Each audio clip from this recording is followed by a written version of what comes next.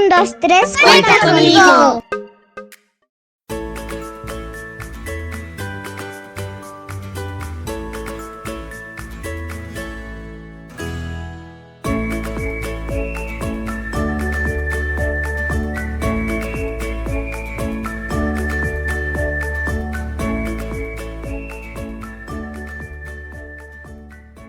Muy buen día a todos y a todas. Mi nombre es Fernando Hernández y hoy, en colaboración con la Universidad Autónoma del Estado de Hidalgo y con la Dirección de Servicio Social, Prácticas Profesionales y Vinculación Laboral, como parte del programa 123 Cuenta Conmigo, les damos la más cordial de las bienvenidas a esta primera conferencia de Somos Diferentes, Somos Importantes, un espacio donde abordamos el tema de la inclusión educativa partiendo de la importancia de conocer sobre las necesidades educativas especiales. Por ello, damos inicio con el tema las necesidades educativas especiales como punto de partida hacia una educación inclusiva. La educación inclusiva supone un nuevo reto para la educación actual, por lo que será importante conocer y reconocer las necesidades educativas especiales en todo nuestro contexto social, generando y creando ambientes de empatía, ya que ser inclusivo inicia tratando a los demás como nos gustaría ser tratados. Y para hablar un poco más acerca de este tema y contarnos también su experiencia, está con nosotros un compañero egresado de la Universidad Autónoma del Estado de Hidalgo y ahora licenciado en Ciencias de la Educación, Fernando Mata Aguilar, quien durante su estancia en el programa de Atención a Menores y Adolescentes en Riesgo, pudo tener cercanía con niños que presentaban alguna necesidad educativa especial. Sea usted bienvenido, licenciado, y por este medio le cedo el uso de la voz. Pantalla y micrófono son todos suyos. Hola, Fer, buenas tardes. Primero que nada, muchas gracias por invitarme. Quizá no sea la persona más adecuada, con la mayor experiencia del mundo para poder hablar de este tipo de temas. Sin embargo, creo que mi estadía en centros como lo han sido el sistema DIF y también la experiencia ejerciendo más bien la práctica docente, me permite entender un pequeño contexto, un poco de argumento para poder platicar contigo sobre esto. Como bien lo mencionas, las necesidades educativas especiales son variadas, son muchas, en algunos de los casos están más presentes, en algunos otros no tanto, pero sin embargo llegan a necesitar algo de apoyo durante su etapa educativa o incluso fuera de ella, tanto niños como adolescentes y adultos. En mi caso muy particular, tuve la oportunidad de tener acercamiento a la educación básica en nivel primaria. Estuve trabajando como maestro suplente en un colegio particular en Pachuca y también tuve la oportunidad de realizar mis prácticas para el programa de atención a menores y adolescentes en riesgo del sistema DIF. Durante mi tiempo trabajando en ambas partes, me pude percatar de muchas situaciones en las que ciertas circunstancias pueden derivar a que los niños necesiten o tengan cierta necesidad educativa en específico. Y me gustaría también tocar, bueno, más bien separar o poder decir, encontré ciertas causas, ciertas raíces, que bien si las identificamos a tiempo, es una gran oportunidad para evitar que el problema sea mayor. En casos específicos, podríamos ponerlo en mi experiencia, claro, ¿verdad? En tres etapas o en tres partes, ¿no? Puede ser que sea derivado de un problema neurológico que haya sido desde el desarrollo, ya sea en el vientre o desde la etapa muy temprana puede ser también que se atribuya a una reacción psicológica, a una cuestión más bien actitudinal por parte del alumno, y también puede ser derivado de cierta presencia o de cierto papel que juegan los padres de familia o quienes fungen como tutores de los niños. Tocando temas en específico, por ejemplo, la primera parte que te decía, problemas que hayan sido desde gestación, que sea un problema que haya tenido el niño desde su desarrollo, desde muy pequeño, ¿no? Que a lo mejor no se les incentivó, no se les motivó, no se les involucró en esta parte del aprendizaje, porque si hablamos de necesidades educativas, hay muchas, ¿no? pero podríamos enfatizar, no sé, en también relaciones humanas, en por qué les cuesta trabajar en equipo, por qué les cuesta aprender, por qué les cuesta desarrollarse dentro de un ámbito educativo. Podemos partir de este punto, de este primer punto, que son los niños que desde muy pequeños no tuvieron esa motivación o que de alguna manera tengan alguna deficiencia que cognitivamente les afecte. La segunda parte que te mencionaba de la parte psicológica, donde los niños más bien tienen una reacción que los lleva a tener una necesidad educativa específica, me gustaría tocar el punto de un alumno en específico con el que estuve trabajando muy de cerca en el programa PAMAR del sistema DIS. Este niño tenía ciertas cuestiones psicológicas que pudimos detectar en ayuda de la psicóloga del DIF, en las que sufría cierto maltrato y cierto aislamiento en su familia. Entonces, el niño específicamente tenía problemas para leer, para escribir y por consecuencia también arrastraba problemas de dislexia. Entonces, pero nos percatamos que todo esto era a raíz de una falta de atención por parte de los padres y por ciertas situaciones que al niño lo ponían como en cuestiones de tensión, como que se estresaba, pues. Todo esto lo pudimos identificar gracias a las diferentes consultas que estuvo teniendo, diferentes sesiones que estuvo teniendo con la psicóloga y a un trabajo de HTP que se le realizó. Utilizamos estos instrumentos y pudimos percatarnos que el niño en efecto tenía ciertos, no quiero mencionarlo como traumas porque sé que no es la palabra adecuada, pero que sí arrastraba ciertos problemas a raíz de dificultades y de abandono, precisamente, específicamente en su casa. Su mamá desde muy pequeño pues lo maltrataba y así, lo dejaba muy aislado mucho tiempo y a muy corta edad decidió abandonarlos. Entonces, como reacción el niño era un niño rebelde, era un niño agresivo, era un niño muy poco social y ese aislamiento lo llevó a tener las necesidades bueno, más bien que le dificultaban su aprendizaje. No lograba entender ciertas cosas, no lograba estructurar bien ciertas palabras, le costaba mucho leer, que fueran lecturas muy cortas, le costaba mucho y era muy perezoso porque realmente nunca tuvo esa motivación. Entonces, eso como segundo plano. Y en el tercero, te mencionaba que tuve la oportunidad de trabajar en un colegio particular en la ciudad de Pachuca. Estando ahí también me topé con un problema de una niña, esta vez era niña, todos han estado en rangos de entre los 8 a 10 años, ¿no? En este caso particular de la niña, el problema también era ese, no sabía leer o le costaba o simplemente no quería, se le dificultaba escribir. Pero aquí la diferencia de los otros dos casos era porque los papás, en su poco compromiso quizá, o sus razones tendrán, eran los típicos papás que preferían hacerle la tarea. Era como que, mejor no te explico, te la hago. Entonces, igual, estábamos hablando de cierta falta de atención y cierta sobreprotección, por así decirlo, en el que al niño no se le exigía no por gusto o porque no tuviera una figura que lo hiciera, sino porque la figura que tenía prefería deslindarse de la responsabilidad y darle todo. O sea, era como que tú no te esfuerces, ahí está la tarea, yo te hago. Y no tenían ese acercamiento con él ni ese acompañamiento. Entonces, muchas veces nosotros consideramos que las necesidades educativas específicas dentro de los infantes o en cualquier edad pueden ser derivadas de alguna situación de desarrollo, ¿sabes? Que a lo mejor el niño tenga algún síndrome, algo así. Cuando realmente muchas de las veces es por cuestiones también de los padres de familia y en general del contexto en el que se desarrollan.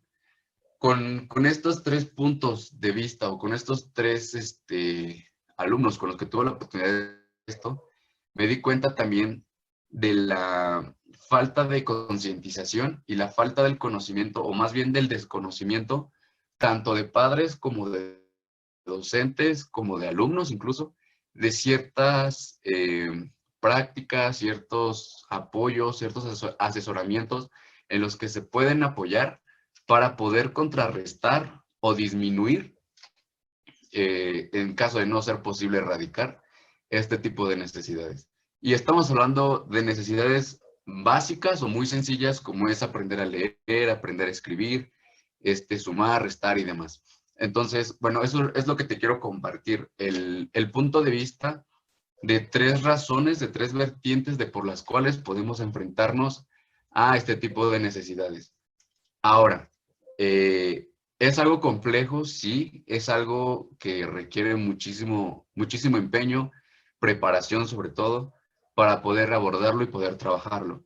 Pero también algo en lo que se recae mucho es en la idea, en la perspectiva que se tiene del maestro que juega a ser Dios, ¿no?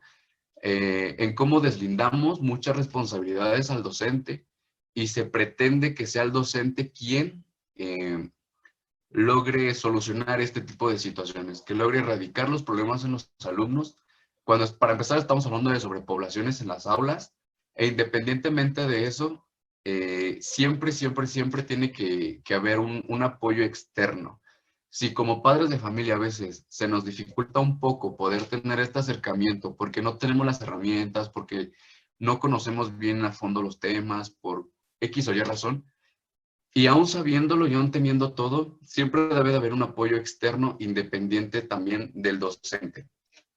Entonces, creo que también es fundamental para poder ayudar a erradicar este tipo de situaciones y trabajarlas, identificar los puntos de apoyo, los programas, las instituciones en las que la gente puede recurrir en caso de una necesidad.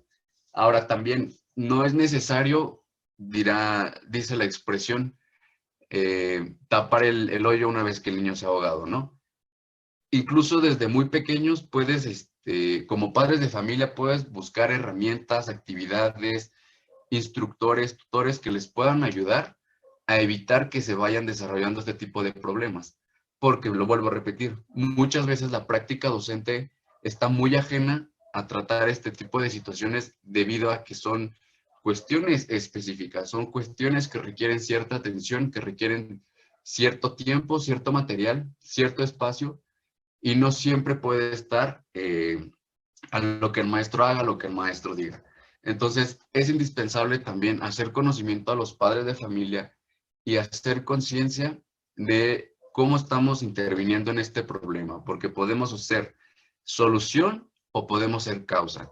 Entonces, es ahí donde también es interesante tocar, poner el tema sobre la mesa, porque es un tema muy, ¿cómo decirlo? Tiene muchos puntos de vista, ¿no? En los que quizás siempre se ha visto al maestro como él lo tiene que hacer todo, yo por qué, y habrá muchas opiniones a favor y en contra. Pero sin embargo es un tema que no puede dejarse pasar y que tiene que ser tocado indispensablemente en las instituciones educativas, porque aparte de todo, hay veces en las que los mismos padres de familia, ya sea por ignorancia, y no me refiero al uso de esta palabra con la connotación negativa que se le da, sino al desconocimiento más bien, en los que pretenden o por miedo o por, sí, simple desconocimiento, prefieren que sus hijos estudien en escuelas públicas en lugar de poderles dar una atención más personalizada. Muchas veces las familias se quedan con tabúes, con miedos, como de, es que mi hijo, está mala expresión, ¿no? Pero es muy usada, no es que mi hijo no está loco, es que mi hijo no es un raro, no es que mi hijo no está mal. O sea, mi hijo tiene la capacidad suficiente para estudiar con los demás niñitos de la escuela tal, y es por ello que yo, padre de familia, no me acerco. Y donde no lo soluciones, me estás negando la educación y le estás negando un derecho a un niño.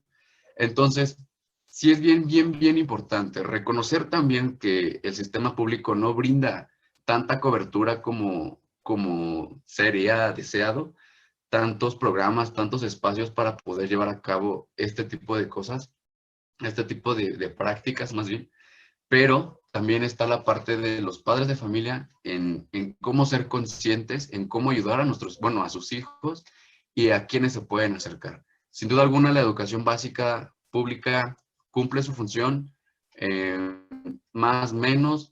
Sin embargo, hay cosas que no están tan adentro de sus parámetros, que no están dentro de sus posibilidades y que es indispensable identificarlo. Entonces, menciono esto porque cuando te menciono lo de la niña con la que tuve este problema también, que era a raíz que yo logré detectar de que los padres de familia les hacían las tareas, pretendían los padres de familia que el mismo docente fuera quien se hiciera cargo de solucionar un problema que ellos mismos estaban ocasionando. Y en el caso particular del otro muchachito con el que trabajé en Pamar, hay un desconocimiento enorme por parte de los padres de familia en el que quizá, obviamente como no tiene ciertos conocimientos, no logran identificar algunas de las necesidades de sus hijos, pero creo que están muy, muy presentes. Y que precisamente por esto del miedo, por el, ay, es que ¿por qué van a decir que lo estoy llevando a un sistema como el DIF? Ay, es que ¿por qué se está juntando con tal? Ay, no pasa nada. O sea, a final de cuentas, el beneficio es para los niños. Es indispensable saber identificar las situaciones en las que podemos intervenir y en las que no. Y sobre todo, quiénes sí lo pueden hacer y quiénes no. Y no pasar por alto el hecho de que a un niño a los 6, 7 años no sepa escribir del todo bien. O sea, es una cuestión que desde los primeros años de su formación, llámese preescolar, llámese primero, segundo de primaria, los niños tienen que cumplir ciertas competencias. Y si los papás no están enterados de a qué están yendo sus hijos a la escuela y qué es lo que necesitan, es donde vamos a estar arrastrando este tipo de situaciones y agravándolos, que es lo que no queremos. Entonces, yo creo que en conclusión, una de las soluciones, o al menos una de las acciones que podrían ayudar a disminuir este tipo de casos constantemente en las instituciones públicas, es la pronta atención de los padres de familia, de identificar las situaciones y sobre todo de involucrarse sobre a qué edad mi hijo ya tiene que estar haciendo esto, en qué etapa mi hijo ya tuvo que haber alcanzado ciertas competencias y de no hacerlo, qué es lo que tengo que hacer, cómo me tengo que informar y cómo lo voy a apoyar para que no se sigan replicando en más niveles. Porque desafortunadamente también son temas muy complejos para los niños porque sabemos que no faltan los compañeritos o el entorno en el que se sienta juzgado por las necesidades que tiene a cierta edad.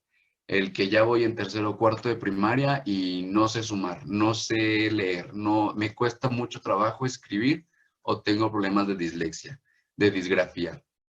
Entonces, es por ello que yo considero personalmente que es importante que los padres de familia se involucren desde muy pequeños y sobre todo involucrarse demasiado en cuanto a las escuelas, en cuanto a las instituciones. ¿Por qué lo estoy llevando ahí? ¿Para qué lo estoy llevando ahí? Y sobre todo si el objetivo de que mi hijo permanezca en esta institución se está cumpliendo. De no ser así, buscar una ayuda externa y no dejar pasar bueno, por alto la situación para evitar que se sigan replicando y sobre todo creciendo en la misma persona. Ok, muchas gracias, Fer. Creo que sí, tocas puntos muy interesantes. De hecho, bueno, te comparto, el programa 123 Cuenta Conmigo desarrolla igual que se toquen estos temas de las necesidades educativas especiales. Creo que también se hace porque la educación actual, dentro de lo que propone ya la Constitución Política de los Estados Unidos Mexicanos, nos dice precisamente esto, que la educación ya debe de ser inclusiva. Entonces, creo que de ahí deriva la importancia igual de empezar a conocer un poco más de lo que son estas necesidades educativas especiales, empezar a hablar de inclusión, como tú decías, ya no verlo como un prejuicio, ¿no? De decir, si ven que voy llevando a mi hijo a una atención especial, lo ven todavía como mal, sin darse cuenta que es un acompañamiento que se le está dando a un niño, o sea, se le está beneficiando porque al final todas las áreas de oportunidad que el niño tenga las convierte en fortalezas. Y tocas un punto muy importante, que es el acompañamiento. Creo que la pandemia también ha podido acercar un poco a padres de familia con sus hijos. Entonces creo que dentro de lo bueno que nos trajo la pandemia, deberíamos de ver eso, que como padres de familia podemos estar más junto con el niño para poder a lo mejor ver en qué falla, qué se le dificulta. Y uno como padre de familia, pues buscar alternativas, como tú lo mencionas, informarse sobre apoyos que se le puedan dar para que el niño pueda explotar y dinamizar todas sus habilidades y capacidades. Como lo mencionabas, los primeros 5 años también se me hacen muy, muy importantes del niño, porque pues ahí es donde se puede dar un diagnóstico y se puede como tal prevenir muchísimas cosas. Lo tocabas, decías que era mejor prevenir y concuerdo totalmente contigo. No hay que actuar ya cuando el problema tal vez está muy acelerado.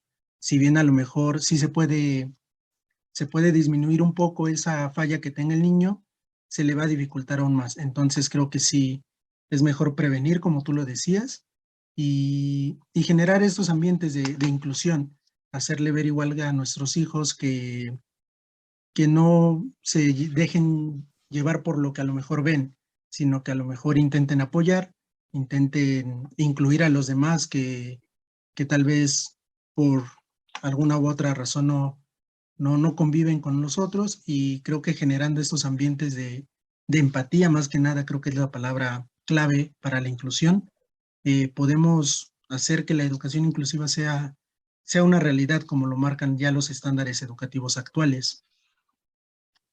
Sí, claro, y también tomando en cuenta el incentivar a los alumnos, a los niños, la búsqueda de ayuda de ser necesario. Si yo, alumno, siento que me estoy trabando con algo, que se me está dificultando algo, sentirse en la plena confianza de acercarse a su docente, a su padre de familia o quien sea su tutor, para poder externar las necesidades que está teniendo. Ahora, es algo muy, muy comprobado. No tengo el dato con exactitud, pero dentro de esta parte del desarrollo humano, se ha estudiado y se ha comprobado que los primeros años de la infancia, o más bien de vida, que son de los 1 a los 4 o 5 años, son indispensables porque es cuando más facilidad y más plasticidad tienen los niños para poder aprender las cosas y adquirir habilidades. Sabemos muy bien que los niños desde pequeñitos se dejan guiar por la curiosidad, por el conocer, por el aprender, por el descubrir, por el experimentar. ¿Qué pasa si aviento agua? ¿Qué pasa si, incluso los niños que meten tenedores a las tomas eléctricas, ¿no? Se lo llevan de la peor manera al aprendizaje, pero a final de cuentas están subsanando esa necesidad.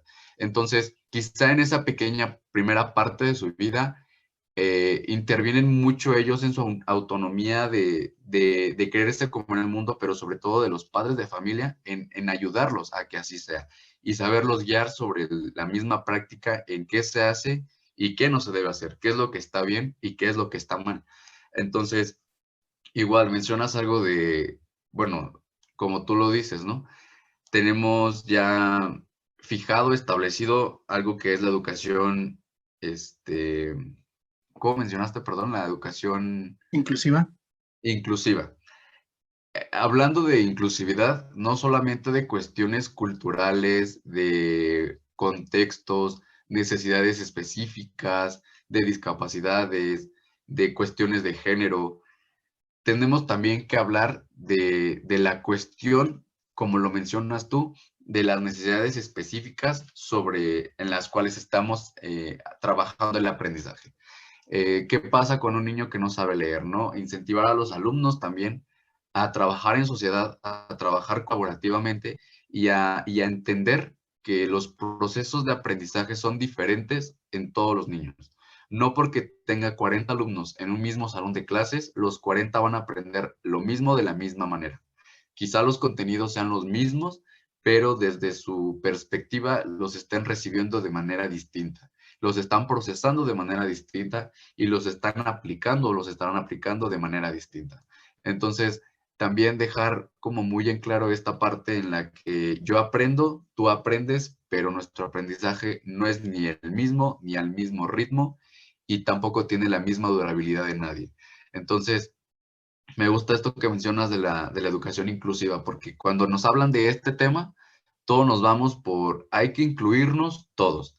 Hay que incluir a las personas con necesidades económicas, hay que incluir a las personas, ya hablando de grados más altos quizá, que tienen ciertas preferencias por ciertas cosas, que se identifican con ciertos géneros, que vienen de situaciones rurales y estamos en un contexto urbano. sí, si bien eso es integrar, si bien es parte de la inclusión, no podemos quedarnos solamente con esa percepción que hemos venido arrastrando desde hace mucho tiempo. La inclusión va más allá de poder trabajar colaborativamente, perdón, con mucha gente, y va más allá de solamente tratar de incluir a ciertos sectores poblacionales, sino sobre todo sectores educativos, porque estamos hablando de ambientes de aprendizaje, de ambientes educativos y de contextos que son pura y meramente educación, como lo son las instituciones públicas, las instituciones educativas. Muy bien, muchísimas gracias, Fer. De hecho, pues la invitación hacia ti fue precisamente por esto, como egresado de la licenciatura en Ciencias de la Educación. Conoces un poco más a detalle sobre lo que en verdad se necesita en la actualidad para solventar todavía algunas cuestiones educativas que siguen presentes. Sin duda alguna, creo que nuestro público se va a ver bastante interesado en investigar más acerca de este tema, hacer énfasis en que es muy importante conocer sobre las necesidades educativas especiales. Creo que ya igual con esta charla se pueden dar cuenta de qué, de qué tan presentes están en la actualidad, del por qué es importante conocerlas. Y bueno, vamos a dejar también este video en la plataforma de YouTube, en donde todo el público puede igual interactuar con nosotros, dejar alguna opinión, algún comentario, experiencia. Igual dejamos el espacio abierto a preguntas, a cuestionamientos que tengan acerca de, y vamos a intentar igual dar respuesta a alguna de ellas. Dejamos igual en la descripción algunos links para que puedan ingresar a tener un poco más de información que sea viable, que sea confiable, vaya. Y bueno, creo que se nutre muchísimo con esta charla que tú nos das, Fer, desde tu experiencia como egresado, como estudiante también, ya que igual con tus prácticas, con tu servicio social, lo pudiste llevar a cabo, lo pudiste identificar. Y bueno, la verdad no me queda nada más que decir, más que agradecerte el haber aceptado estar en este espacio, esperando que no sea la última vez, que nos pueda seguir acompañando, tal vez para ahondar un poco más acerca de este tema que, como llegamos a la conclusión, es muy importante saberlo. Así que, Fer, no me queda más que agradecerte, muchísimas gracias y seguiremos en camino a la inclusión educativa, que es muy importante. No, gracias a ti, tocayito. Como te mencionaba, quizá no sea experto en el tema, quizá no sea la fuente más confiable, más viable para poder tomar como punto de partida la conversación. Sin embargo, creo que mi poca experiencia, si lo vemos de esa manera, nos puede ayudar a poder poner el tema sobre la mesa y tocar ciertos puntos que quizá no estamos notando. Te agradezco infinitamente a ti por darme la oportunidad de participar contigo en este espacio. Esperemos, como tú lo dices, sea una actividad constante y en lo que yo pueda ayudarte y servirle, yo encantado de poder colaborar contigo. Muchísimas gracias, nos despedimos igual de todo el público. Nos estaremos viendo en este webinar. Somos diferentes, somos importantes. Muchas gracias.